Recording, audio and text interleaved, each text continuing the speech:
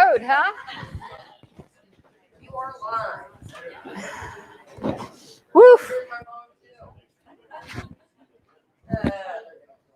All right. I'd like to welcome everybody to Cheatham County Beekeepers. Sorry for the little late delay, but since most of you will be watching it later, it doesn't really matter that much. But in the meantime, I'd like to introduce some new members, soon to be members, I hope, or renewing their membership after having a COVID hiatus, one of them. Glenn and Tanya Markham over there in the corner, or almost in the corner. And then Brian and I've already forgotten your name, Michelle McConnell. And so they're back from last year because we didn't have much of meetings last year during COVID. So welcome back. We're going to be discussing several things today to keep you informed for this month.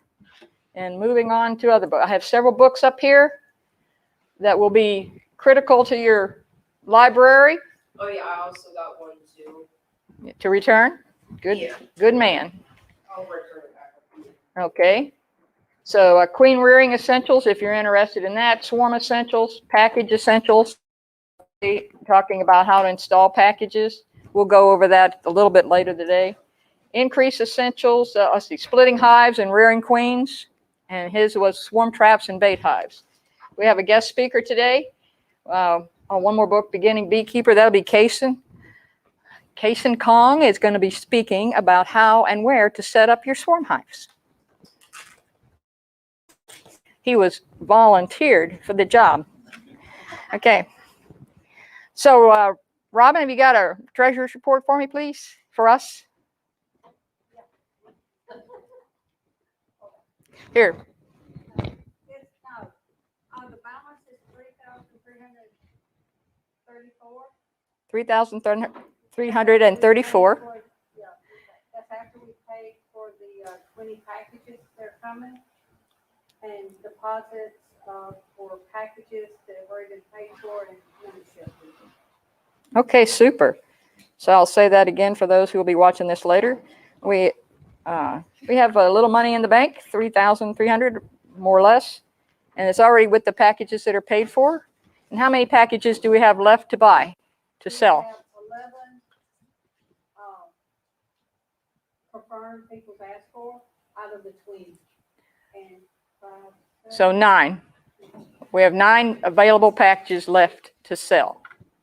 If I get calls, who do I have to refer to? Because I just had one this week wanting a package, but I didn't know who to call, so I just gave your number. I don't know if they called or not. Is there someone that is a point of contact for those? Robin would be the point of contact for those. And the prices are $125 for people who have paid their dues for the membership, $135 for people outside the club. Okay, so just so you know. We have a few events that are going to be happening here in the near future that you might be of interest, especially if you're new to the area.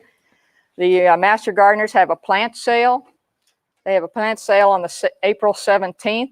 Usually you'll see some flowers people have dug up from their yards and that are willing to share, thinning out a little bit. You'll see vegetables for your garden for eating.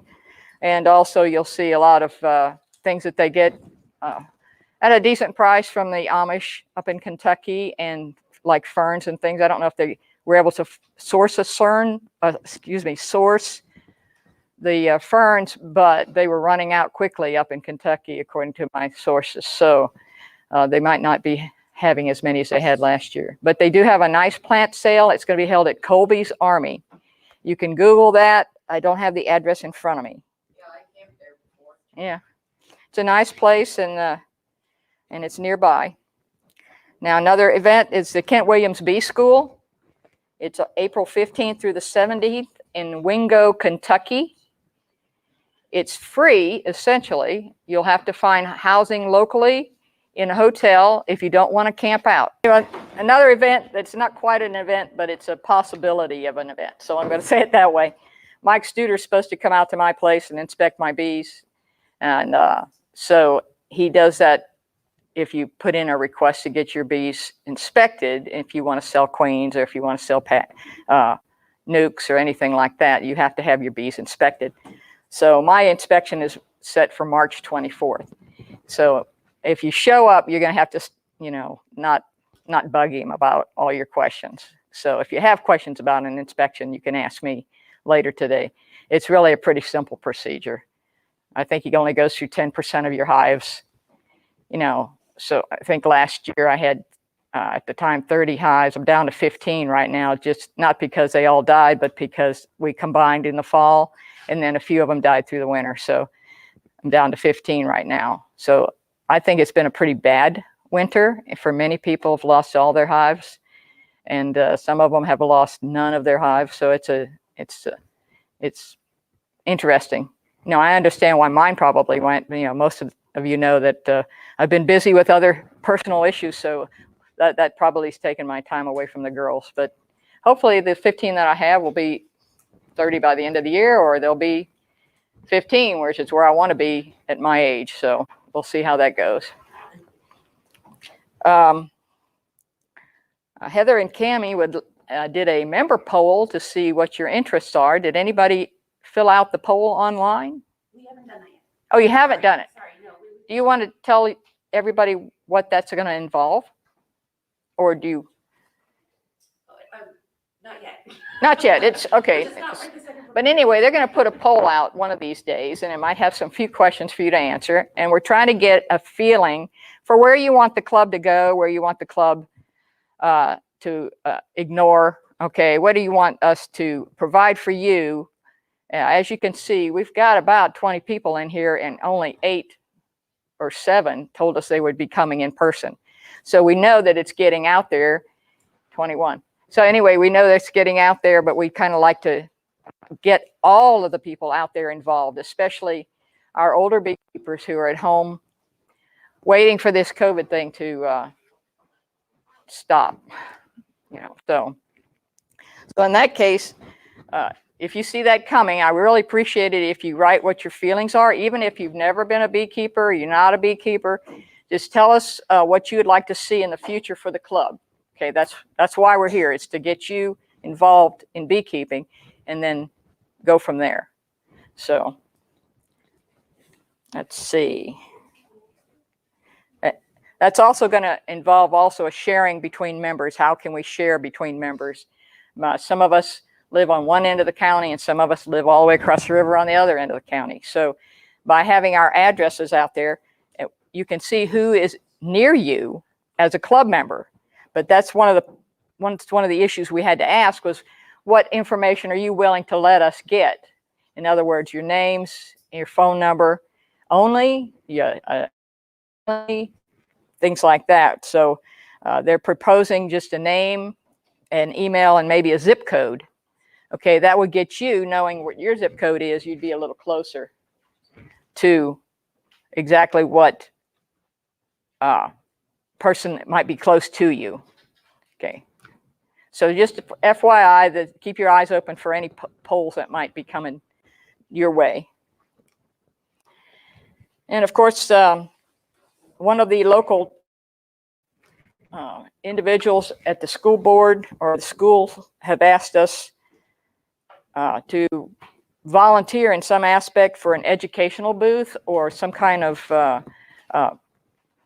thing at the schools themselves. And one year we did have a little education thing for the kids where they all came into the auditorium back when it was allowed, and we had people playing certain bee parts. Okay, we had a queen bee, we had a worker bee, we had some guard bees who wouldn't let anybody get past them to get to the hive, and we had somebody bringing in pollen, and we would stick little balls on them with Velcro, yellow. It was really kind of cute, and they were running around doing what little bees do. Okay, so it was informative and it was fun. Okay, for anybody who likes to get involved. And so we're looking for volunteers who would like to get involved in anything like that, especially for the schools in the area. Knowing what bees can do for you is a pretty good educational opportunity for everybody. Hold your questions till I ask, Jason. Okay. All right. So that takes care of it. The educational booth can also be at the fair, which is the farmer's market, let's say, I think it's open from 4 to 7 on Saturdays. The farmers market starting in, I'm thinking June. Okay, I think it's what I call them. Somebody who has maybe a observation hive that would like to sit down there and talk to people about bees. That might be an educational opportunity. We can also get involved. We have a lot of members. We have over 65 signed up on our email list. However, we want to have people who are active and would like to be a little bit more involved with teaching the community about bees. So if you've got some educational experience, oh, please step up. We've got our social media guys, ladies, helping out really well now. And so the word's getting out. And so we want to try and keep that going. Okay, Caitlin, I'll give you a break. Go ahead. What's your question? I was thinking I got a pretty good relationship with our principals, so maybe one day maybe we can get a booth set up at the school. Do they have events like that? Like West Cheatham has Old Timers Day. That was usually the time we showed up for that. East Cheatham has, maybe I got the different schools messed up. I mean, some of them Old Timers, some of them Heritage Days or whatever they call it, a different day where they get outside and they go to different booths like apple cider making and things of that nature. So if you have something like that at your school, that might be something to consider. So Yeah, ask him. I'll probably talk with our principal because she routinely goes to my mom for haircuts. No, okay. So you've got a captured audience, so to speak. That's good. Okay, so this is a month when most people will be looking for packages. And like we said, we have 11 left. So I know there's at least 2 people in here that are already going to be buying some as of today. So it'll be down quickly. Okay. Once that happens, when the bees do come, which is the 30th of this month at 10 to 12 midnight, you'll be able to pick up your bees at that time when we get word that the person is arriving with the truck, and we can pull the packages off his truck while he's going further north. Okay. The gentleman who does it is from the bee barn in Kentucky. So he's going to Paducah. So he goes right past I-24. Hopefully he'll be able to stop like he did last year at the gas station right there at MAPCO. I think it's MAPCO. Okay. Sorry, he already said he wanted to be in the map. Okay. Big enough area. Yes, it's a really good, let's hope it's nice and warm, not like last year. I think, no, it wasn't too bad last year. Yeah. Anyway, never too bad when you're picking up bees. So anyway, those will be available for pickup either the next day or that night if you want to come pick them up that night. Okay. We'll have a list of who all bought bees, and we'll get emails out to that specific group of when the word comes out that he knows what time he's going to arrive. Otherwise, it could be 1 o'clock in the morning if they get stuck. So be aware of that. It's a long night for some of us. Okay, I want to thank, I'm going to thank somebody online here, and that's Roger and Diane Seneschals. Okay, they said nice words to Heather and Cammie on the last video presentation that we put out, and they're working, and these 2 ladies are working hard for all of us. So I'd like to give a round of applause to them for their first efforts.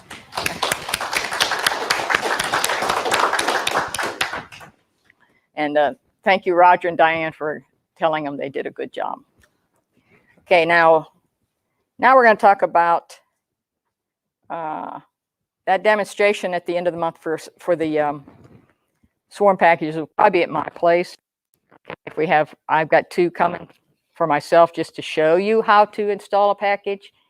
And so we could probably set that up for the next day if anybody's interested before they pick them up. I'll be taking some bees home to my place, and I think Mike Delavis will be taking some to his. So if you come into my place, then we'll demonstrate how to, if I can get y'all coming at the same time, we'll demonstrate how to install a package.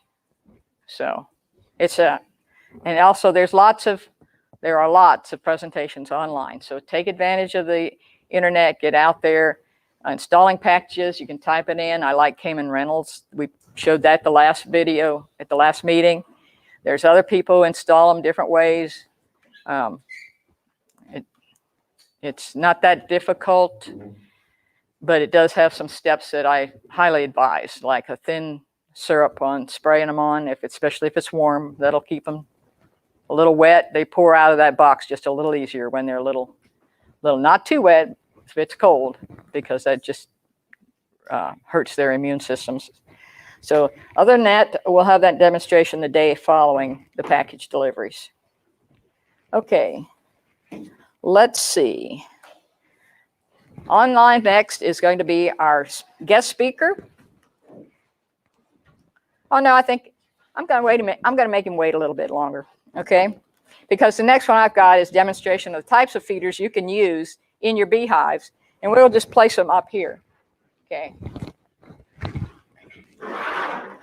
This is what used to be called a Boardman feeder. It's also called a front door feeder. Oh, I got to stay in the picture. Okay. Okay. So they have plastic things like this it's a jar, quart jar. Most people have quart jars from canning back, about 7 pounds of food in there. You want to go into winter with anywhere from 40 to 60 in Tennessee, so pounds of food. So that's why a gallon feeder would be better in some cases. Smaller hives require smaller amounts of feed. The reason I don't like these is this, okay? They rust quickly. They are relatively cheap, okay? And I don't remember the prices. So Carey sells a lot of those, Carey products. Then we have your standard in-hive feeder, or there's also one out in my car called on top of the hive, but we can go outside and look at that later. But these are ones without what they call ladders, so the bees can climb down in there. And then you just pour a gallon of feed in this one and a gallon of feed of this. Put it right inside the boxes that you have. This, of course, is a deep box. This is a medium box. The bees can get right to the syrup inside the hive, prevent robbing a little bit more. So those are the different types of feeders, and there's several more out there. I mean, there's little top feeders that are nice and round and plastic, and I didn't bring one of those, but there's all kinds of ways to feed your bees. In the cases of package bees, you want to put something in there. They're usually 3-pound packages, and I believe these are 3-pound packages. And so I would suggest an outdoor feeder if you're brand new, because you can see how quickly they're taking that down, and you can keep it filled for them. That's just my suggestion. Anybody might have a different idea. Anybody, any other comments about feeders? Well, we already got one of the big frames the frame feeders inside the hive. Just be careful if you forget, for example, if you get a small swarm, you do not want to put a feeder that is open like this in the hive. They will get down there and they will drown, okay, because they don't have enough bee coverage to actually help each other out, okay? So there's just different things to be cautious about when it comes to feeders. Yeah, but mine has like the little ladders on the side. Yeah, that'll be fine, but it's still, you don't want to give them too much, because it also in the summer it can sour. It can go rancid pretty quick, especially the heat gets up there. And remember, they're in the hive, they're heating up their brood to be like anywhere from 80 to 95 degrees, so it gets warm in there. And what does sugar do when it turns rancid? So sugar water. I did bring a chart here. You can look at it later, but it comes out of let's see what it says, where it came from. But anyway, it's online. It came from beesource.com, and it shows the weight of sugar to the weight of water. And most of us in the springtime will feed what's called 1-to-1 syrup. That's 1 pound of sugar for 2 pints, 1 pint of water. So when you do like 4 pounds, usually comes in 4 or 5 pound bags for sugar, you're doing the equivalent amount of pints for that, okay? So it's a simple ratio.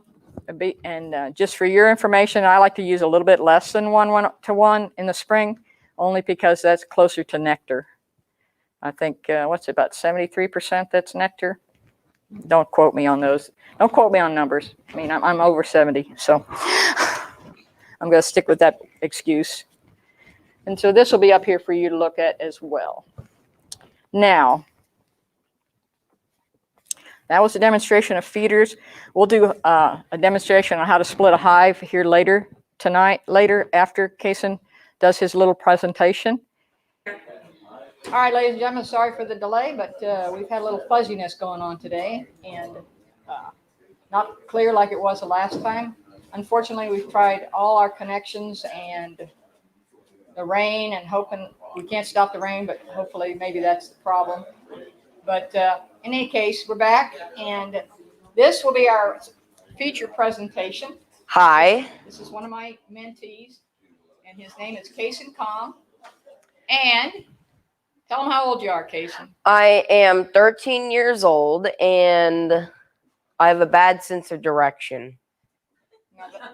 You should take advice from your bees when you get them, okay? Okay. Because they can find a flower in a field of nothing. Yeah. Right? But in any case, he's volunteered and to do this presentation because he got his swarm boxes first and he's already got them up. So he's going to talk about where with a little bit of spelling error, but that's okay. I'm sorry. I Just had one. to pound this out in Just one. an You hour. did pretty good for as short as I gave you. Yeah. So I also read the book she gave me. So Hold on one second. okay. What book is that, Jason? It is here. 1 second. It is Swarm Traps and Baiting Hives. So it actually helped me quite a bit on hanging and where to put them and stuff. And okay. Oh, okay. Right, go back once. Okay. Okay. The absolute best time of year to build swarm traps. So in the book, it says the absolute best time of year to build your swarm traps is the winter because it is the far most underused season in the year for beekeepers. Hold on one second. Oh, wait. Just want to double check that it's going. Okay. Times for hanging a swarm box. The best time for deploying the swarm traps is in April, and the best time to take them down is July, because if you leave it out too long, robbers will get to it, and that's where they'll be nesting in the winter. I'm sorry. I'm trying to make sure that you're on the screen. 1 second.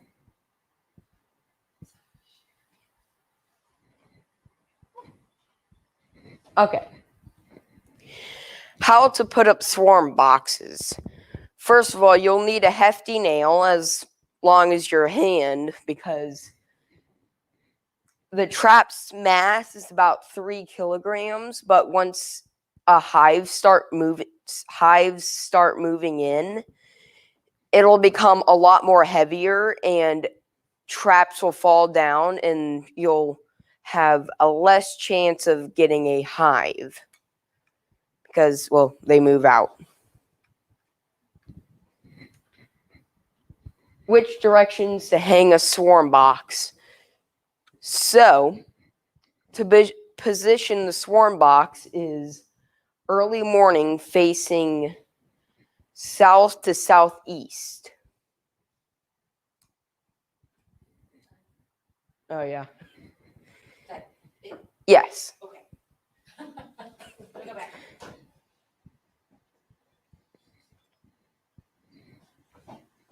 Okay. Thank you, Jason. You're welcome. And you can have this mic back. FYI. Okay, one of the first things you want to put in that swarm trap is a well-used frame of wax that's already built out. Enter one well-used frame of wax. It looks to everybody else like it's something you want to melt in the melter and get the wax out of it while you can, and spread all the stuff that's left in wherever you've melted it, which is called slum gum. Spread it on the inside of your traps. Those are some of the things you can do with your swarm traps. This is what happens when you put a medium frame in a deep box. Okay, they will build down. Last year I had a trap that got so full of bees, they built all the way down to the bottom of the box, like this far in the swarm trap. So they will build down, and to keep them building straight down, make sure you hang your traps so that gravity works and it's pretty vertical. Doesn't have to be exact, but it has. If you have one of these in, the bees will build based on its dimensions. In other words, they do what's called festooning. They'll connect themselves all together. They'll hang across the frame, and they'll measure their hive to see how big and how deep it is. And they use that bee space, which has been discovered years and years ago, to be 3/8 of an inch. So they will leave 3/8 of an inch between this and the next frame that is after it's built out. So be sure you honor a bee space to some extent, and just give them one frame so the queen starts laying as quickly as she can. The reason being, the quicker she lays, the quicker those brood becomes available in that hive for the bees to protect. They won't go anywhere. And for those of us who've lost hives, we know that sometimes you lose them because they could not get to the food, because they will not leave their brood, period. So that's one of the things. If she's in there to stay. Otherwise, like many of us have found out, you get a swarm, you bring it home, the next day it's gone, it's found someplace else to go, okay, for some reason. And that's why a trap is so much better than just going out on swarm calls. It's because you have her laying already quickly. You leave it up there till you see bees going in with pollen, and you know they've made a hive. They've made that their home. So she's not going to go anywhere when you bring her home, especially if you're going from home more than 2 miles. Okay. In other words, if you put swarm traps out, be sure and put them about anywhere from 2 miles to 5 miles from where your bees. 2 miles, they like going a distance to build a home. And that's their genetic programming, because they don't want to get a lot of inbreeding. So they go a distance away from the hive that they came from. They'll land close to it when they swarm, but once they decide, and supposedly Bee Democracy by Bob Seeley, I think his name is, talks about how swarms make up their minds for the bees, and they get together, and as the bee who dances the fastest and the prettiest outside that swarm is telling them where to go. Some things you can also put in your beehive is dead bees, if you have dead bees. Okay, well, some of us have a few dead bees. Sprinkle a few dead bees in there. It leaves another smell that they like. The other thing that you can put in there is Swarm Commander. You don't want to put a lot of it. Spritz is enough on the outside and one on the inside, real tiny spritz, or lemongrass oil, which I think I've got some in this bag. I'll have it out on the table later, show you. But this is an excellent example of what they're going to like. Not only that, it's got one little section of honey right here, so they can start eating quickly. But this is one I pulled out. This was one, I think, that was in one of my swarm catching boxes last year. So that's an example.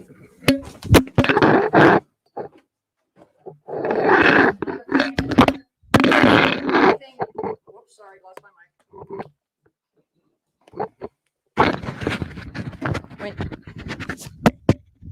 When you do put frames next to this, it always helps if the frame that you're putting next to it needs some work, okay? So this is another example of something you can put in a swarm box. Because when you get it back, you'll have plenty of time for that hive to build new frames for you. They come in ready to build. Their little wax glands are working overtime right now. So they've got lots of wax in that particular swarm that's walked into the box in the first place. And because they have lots of wax, they can take something like this and turn it in to something like that quickly. You'd be surprised at how quickly they can do that. But those are just some of the things you want to put in your hive. You only need one of these so the queen can lay.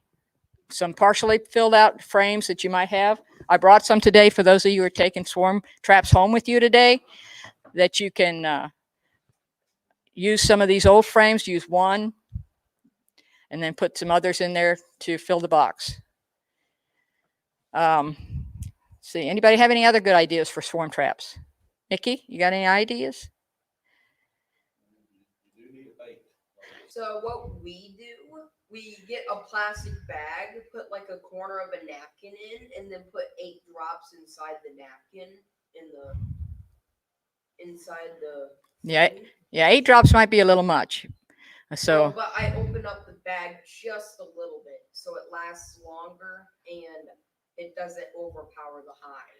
yeah, that's what I've used in the past. Has been 1 or 2 drops on a cotton ball inside a plastic bag with a razor blade slit, so that the slit doesn't even open until it gets warm enough in there for that to release the scent. So those are all good ideas. Another one? And I also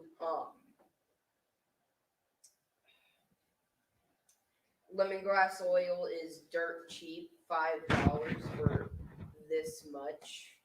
Yes. And like He's comparing the price here to lemongrass oil, which is $5 for a small bottle, and you only need 1 or 2 drops. So, you know, when you do that, it goes a long way. Whereas Swarm Commander, though many of us like it, it is expensive.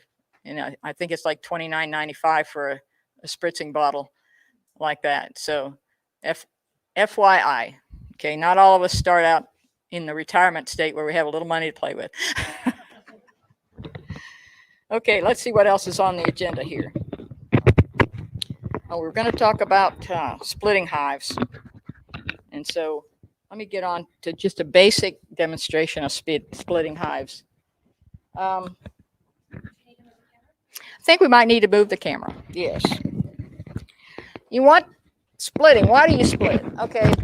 Many of us say, oh, swarming's a bad tendency in bees.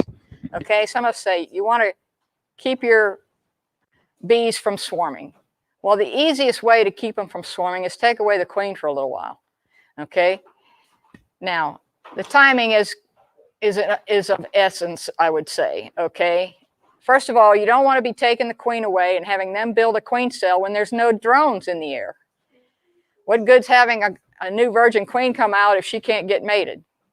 Okay, so just remember the timing is critical. That's what some of these books will be able to tell you a little bit more about the timing of splitting a hive.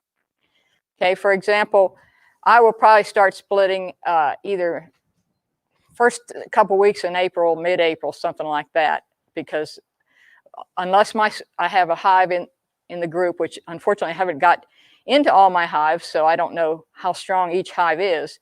The stronger the hive, the quicker you may want to split it. And you look in your hives, you make sure that somewhere in there is what's called the purple-eyed stage of a drone cell. You see drone cells that have that little bullet on top of them, little shape of a bullet, and those are drone cells. Pull one of those out, because you're going to pull it out anyway to see if you have mites. I mean, that's just one of the techniques of searching for mites. And check it out and see when the drone becomes a purple-eyed stage, that's their form of development, that you know that you can start rearing queens then, and the bees will have much better luck rearing a queen right at that point, because the timing, it all involves in the timing and how long it takes that queen to come out and get in her mating flight, which is 16 days to go from egg to emergence, and another 5 days to get out her wings strong enough to go fly, and another few days for her to go get mated, and then it's another. you see what I mean? It's just the timing is not as critical in a stronger hive, because they've already got the drones out there. Just make sure you have drones in the hive, drone cells that are in that purple-eyed stage. His eyes, the eyes of the drone, they almost look a purplish color. And then, and even that's, if you see drones in your beehive, which I hope everybody can identify a drone. Okay, I wore the wrong shirt. I should have got the one that shows the drone. But in any case, if you see drones, then you're probably pretty sure that when you start raising a queen, then when you split, then you're probably pretty sure that by the time she comes out, there'll be more drones out there. So that's another thing you can look for. All right. Now,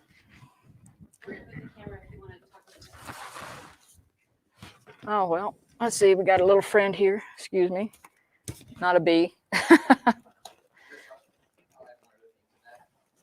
Social media, everybody's on Facebook, and you start seeing people posting swarms, then you know that nature has already indicated that there's going to be drones, but because the hive's not going to swarm if they don't have drones, because the queens and the drones in your hive are not the drones that that queen's going to mate with.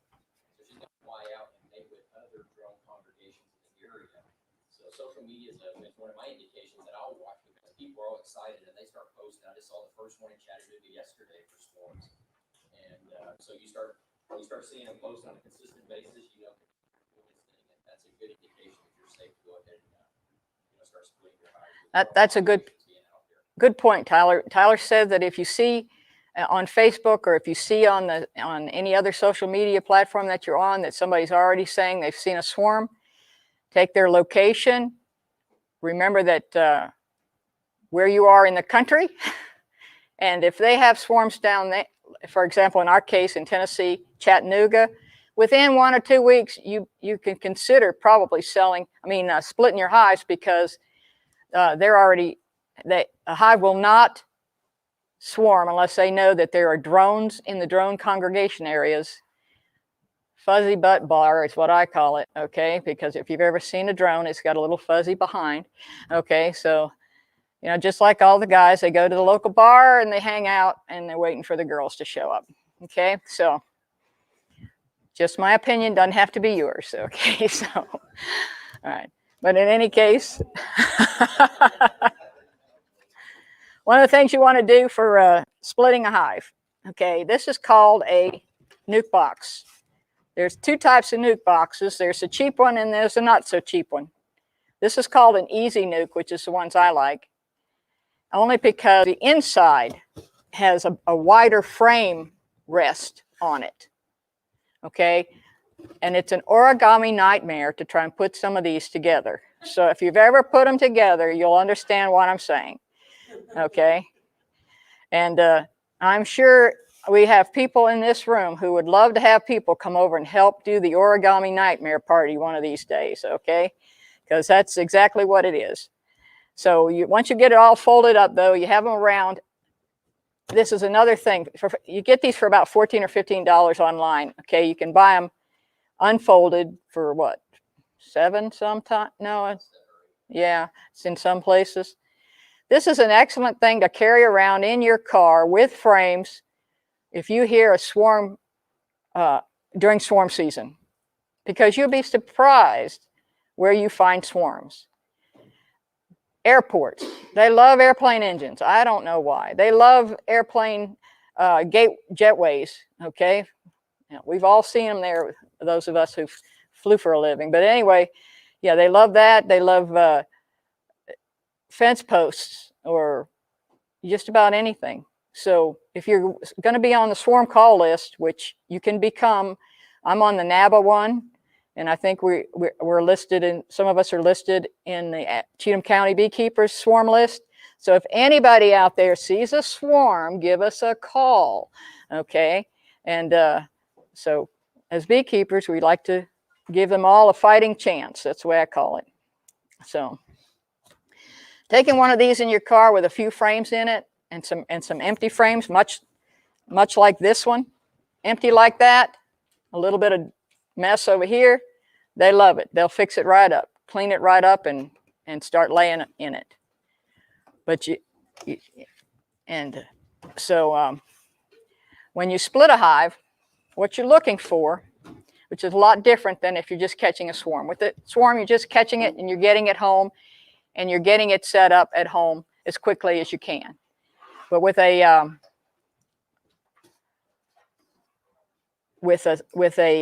split, you already have the hive. You have a queen that's laying. You have a queen that's got some. You also want some capped brood, and it would be nice if some of them are emerging. But if you can find a frame of emerging brood, you put the queen and her eggs, whatever frame she's on, you put that in here, okay? You put it in the center. The next frame you move over there is going to be similar. It's going to have another frame of cat brood, and then the rest of the 3 frames can be partially filled out frames. They can be something like this. That's a perfect place for her to lay in if she didn't have any place to lay in, the frame you put in there. And then at the edges, you'll put in something that looks like this, you know, so they have time to work on it. And then you set that swarm box in somebody else's yard far away, okay? 2 miles is the best estimate. So that's why we're here connecting to one another, so that we can get a friend of ours who will let us go sit this in their yard for a couple of days or a week to make sure that they don't go back to the same place they came from.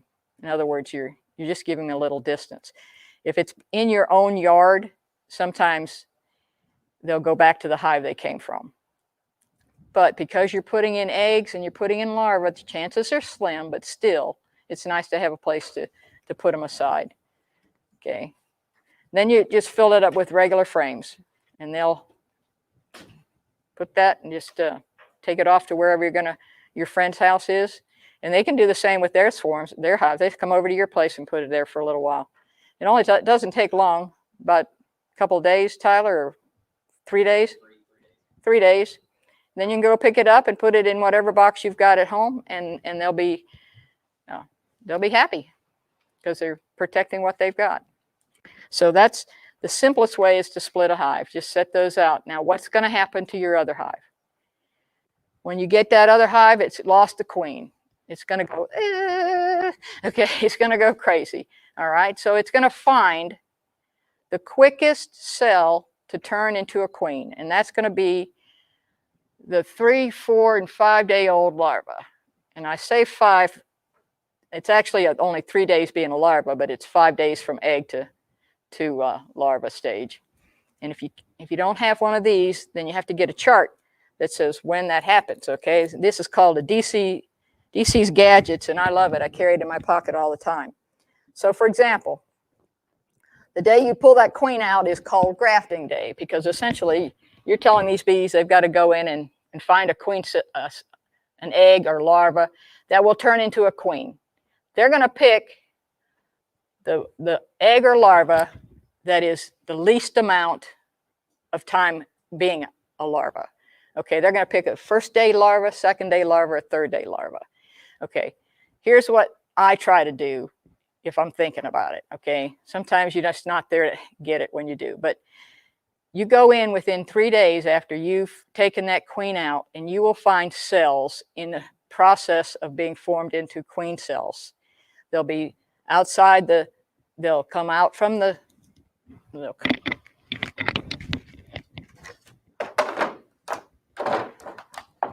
will come out and say, like right here, there was a swarm cell, egg, larva size that they want to change into a queen cell. They'll build out and down. And that's what we call a peanut. You'll see some books calling it a peanut. It looks just like a peanut shell. And inside that is where they will be preparing that queen to become a queen, okay? And there's a lot to all that goes on, okay? So, I could go on for about an hour or more talking about what turns a queen into a queen, okay? But if it gets past the second or third day of being a larva and they make it, they're making an emergency queen at that point, because that queen has already gotten her food changed to be a worker, okay? Because they didn't plan on losing their queen. So you want one that's a 1 or 2 day old larva to become the queen of your hive if you want longevity for that queen. The emergency queen will work, but they will be superseding her after that, because she's already gotten something within her food that keeps her worker instead of changing her into a queen. Queens only eat royal jelly. The last 3 days of their 16-day, or just before they're capped, they get a little bit of honey. And that's what kicks in all their ovaries and their ovioles and all that stuff. So that's what makes a queen a queen. That's all this book right here, which I just started reading because I just got it. It's called Splitting Hives and Rearing Queens. Excellent book by a PhD, which I normally call piled higher and deeper. However, he does go into a lot of the good stuff of what makes a queen a queen. And so you want, in many cases, you can go in there and tear that first one that's been capped out and get rid of it. The ones that are not quite capped, better choice for longevity of that queen. No, I stand corrected for anybody who's got other ideas, but that's kind of what this guy said. So it's a very interesting thing. In any case, that's what you're trying to do when you split a hive. You're trying to get that queen. You don't make queens. None of us make queens. The bees make the queens. So give them the best opportunity to make the best queen they can, essentially is what I'm trying to say. You know, so you're just giving them the opportunity to make it for themselves. They'll know within, personally I've seen it within 15 minutes. You'll hear that hive roaring and they'll tell you they're without a queen. You just notice it sometime. And once you've done that and you split it, you know, if you go back into it, let's say you're just a curious person, you go into that hive to see if she's come out yet. You just got to look, you know, and you see one that's already out and you hear little piping sounds. That's the ones inside.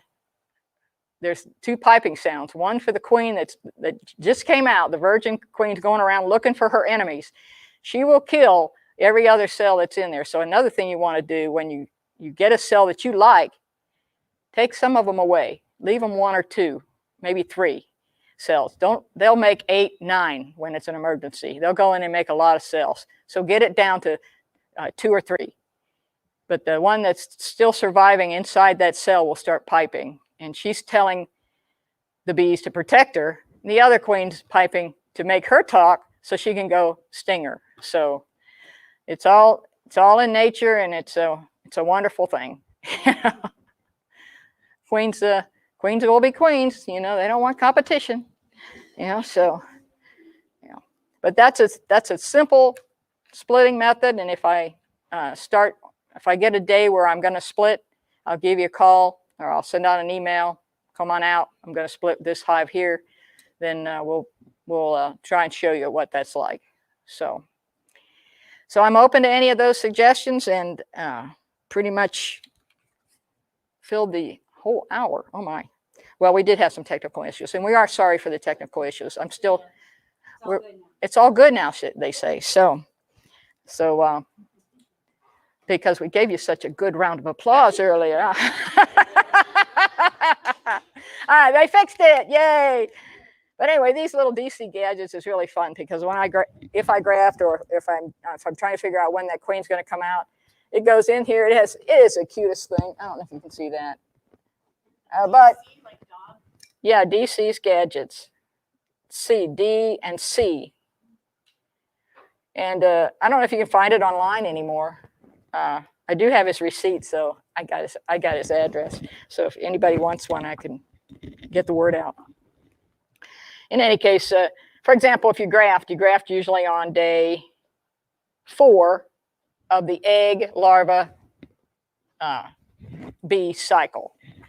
So you found out you're going to split your hive on the 5th of, now let's make it easy, the 1st of April, okay? Within 1, 2, 3, 4, 5 days, those cells will be capped that they have made that queen for themselves. So on the 5th day after you've split, you go in there and check that queen cell. If you don't like it, or if you want them to get one that's maybe a little younger, you might want to get rid of that one, is what I was saying earlier. But otherwise, it's capped on day 9 of the whole bee cycle. And then when it emerges, the little star on this little wheel, and that's day 16 of the cycle. So a queen bee comes out in 16 days from egg to emergence. Drones take a lot longer, 24 days, and then workers are 21 days. So that ends the story of how to split a hive. But there's a lot of cute gadgets out there. I'm sure you're all just got suckered into all of them. Huh? There's a really great store in Asheville, North Carolina, if you're ever going there. It's got lots of bee stuff at it. So, you know. Any questions? Any comments? Before you end, can I get you to repeat just a couple things? Oh, Because that we were blurry. Oh, well, we got to redo the blurry. Did you have anything about event reminders that you want to say about those 3 events? Because I think that was somewhat cut off about those 3 events. Okay, don't forget the Master Gardener sale on April 17th at Colby's Army in Ashland City. That's going to be, that's always one of our fundraisers for if you're a Master Gardener. We have one here today. And we probably have 2 or 3 of them actually in here today because we tend to stick to. That's off of, Kobe's Army's off of Bearwater Road. Colby's Army is off of Bellwalla Road. Lee Greenwood Farm. Okay. It's, George Boyd Road. okay, Off of Bearwater. off of George Boyd. Well, they can put it up, look up Colby's Army on the internet. They have addresses. Okay. And then there's a Kent Williams Bee School that is offered up in Wingo, Kentucky. That's free. You just have to camp out nearby or get a motel close by. But he's always puts out some really good information about bees. You can sit there next to his, while he goes through a hive. And it's really, I encourage everybody, if you're interested in beekeeping, to at least do that once. And then the March, that's the 15th through the 17th.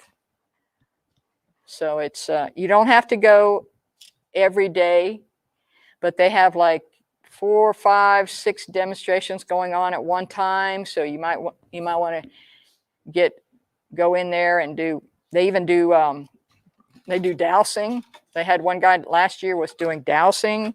They had finding the queen. They had hanging swarm boxes. They had all kinds of different things there. And they also have some things for sale there as well. Bee suits and stuff like that.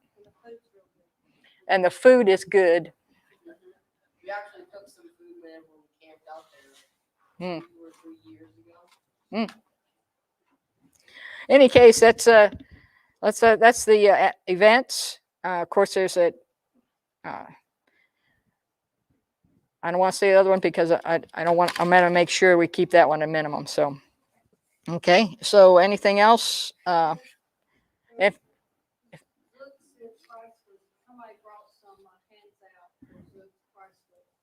yeah, there's a price list up here for Zooks up in Kentucky, and we also have a handout for Zooks from south of here, which is in Etheridge.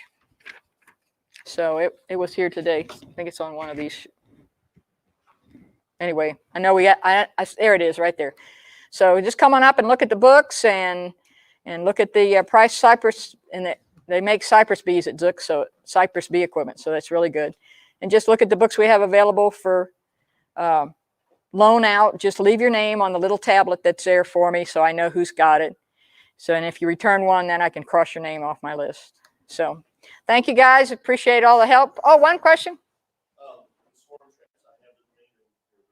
Thanks. Okay, we've got the swarm traps outside. They're on Lloyd's truck or somebody's truck. There's their truck. And those are free to give out. And here are the rules. Okay, the first swarm is yours. The second swarm is offered to the bee club for somebody who needs bees that doesn't have bees yet. Okay. No cost to the swarm box. You take care of it. You can paint it anything you want as far as I'm concerned. Okay. But you just take care of it. It's the club's swarm box. And they have numbers on them that we can assign to them. That are assigned to them. Good places are, anybody in Kingston Springs that's in here?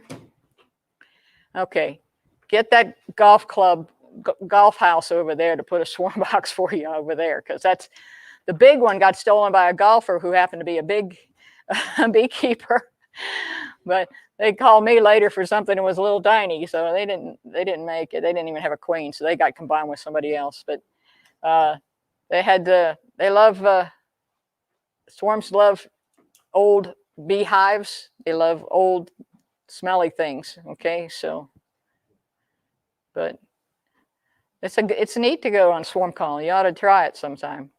You know, and if you want to be on swarm list, make sure you get signed up so that we get you in our pages on the internet, our Cheatham County Beekeepers.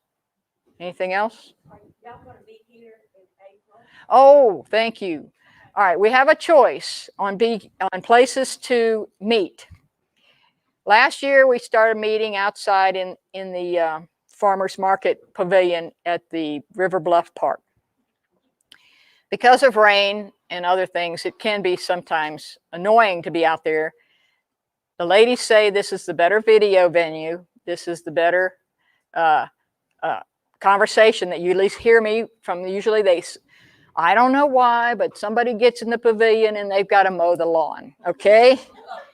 Every time we were there, they were mowing the lawn. It might just have been the date of the week. But in any case, our next month's meetings start at on Monday evenings. Is that correct? At 6 p.m. So don't forget that with the time change. But the church has offered this place far into the future. So this is one of the options. So I'm going to have a show of hands. How many want to stay here and not go outside? Because it really does mess up the planning. Okay, and we'll that'll be